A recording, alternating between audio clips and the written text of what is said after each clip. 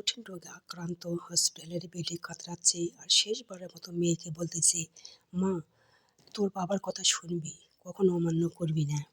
তারপর তার শেষ নিঃশ্বাস ত্যাগ করলো।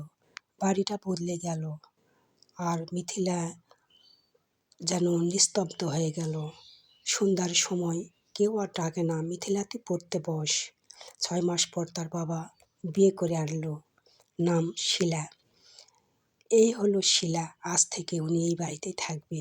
মিথিলা অনুভব করলো আমার মায়ের জায়গাটা বুঝি করে নিতে এসেছে। সে প্রথম দিন থেকে সিদ্ধান্ত নিল এই মানুষটাকে সে কখনো মা বলবে না।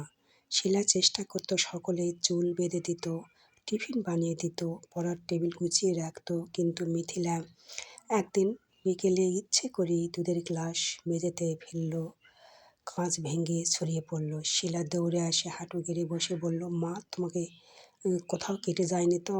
মিথিলা আগুনের মতো চোখ তাকিয়ে চিৎকার করলো, আমাকে মা ডাকবেন না, আপনি আমার মা না, আমার মাকে কেউ বদলাতে পারবে না।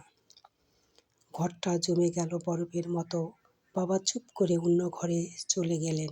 শিলা শুধু নিঃস হয়ে ভাঙা কাঁচ তুলতেই লাগলো, আর হাত কেটে রক্ত বেড়েছিল, তবুও সে শব্দ করেনি। সেদিন রাতে মিথিলা শুনতে পেল শিলা রান্নাঘরে একা কাঁদছে, তবুও তার মন নরম হলো না। দিন যেতে লাগলো। একদিন স্কুলে বার্ষিক অনুষ্ঠান, অন্য বাচ্চাদের মা এসেছে ফুল নিয়ে দাঁড়িয়ে, মিথিলা একা। হঠাৎ পিছন থেকে কেউ তার কাঁধে হাত রাখলো, হাতের মধ্যে একগোছা ফুলের তোড়া। দেরি হয়ে গেল মা, রান্না শেষ করতে পারিনি। মিথিলা মুখ ফিরিয়ে নিল, কিন্তু মঞ্চে দাঁড়িয়ে কবিতা পড়ার সময় ভিড়ের মধ্যে শুধু একটাই মুখ দেখতে পেল, গর্বে ভরা দুটো চোখ। সেই রাতে অচমকা সব বদলে গেল। মধ্যরাতে মিথিলা প্রচণ্ড জ্বর, শরীর পুড়ে যাচ্ছে। বাবা শহরের বাইরের কাজে, ফোনে শুধু বললেন হাসপাতালে নিয়ে যাও। শিলা এক মুহূর্তে দেরি করল না, বৃষ্টির মধ্যে কোলে তুলে রিকশা থামালো, নিজের ওড়না দিয়ে মিথিলার মাথা ঢেকে রাখলো। হাসপাতালে ইমার্জেন্সি ডাক্তার বলল, আর একটু দেরি হলে অবস্থা খারাপ হতে পারত। স্যালাইন চলছে। সারা রাত বসে রইল, বারবার কপাল পানি দিচ্ছে আর ফিস করে দোয়া করছে, হে আল্লাহ, আমার মেয়েটাকে ফিরিয়ে দাও, নিয়ে যেও না, আমি ওকে ছাড়া বাঁচব না। ভোরের দিকে তাকিয়ে মিথিলা চোখ খুলল, ঝাপসা দৃষ্টিতে দেখল শিলার চোখ লাল, শাড়ি ভেজা, ঠোঁট শুকিয়ে গেছে। দুর্বল কণ্ঠে বলল, আপনি যাননি কেন? শিলা কেঁপে ওঠা হাসি দিয়ে বলল, মা কি মেয়েকে ফেলে যায়?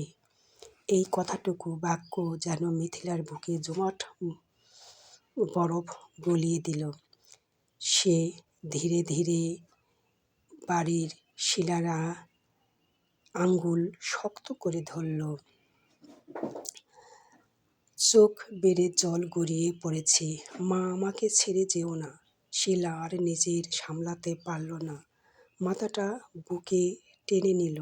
হাসপাতালের ছোট্ট কেবিনে সেই ভোরের জন্ম নিল নতুন সম্পর্ক, রক্তের নয়, ভালোবাসার। আর বাড়ির দেওয়ালে ঝলসানো পুরনো ছবিটার সামনে সেদিন প্রথমবার মিথিলা ফিসফিস করে বলল, মা, তুমি চিন্তা করো না, আমি আমার মা পেয়েছি।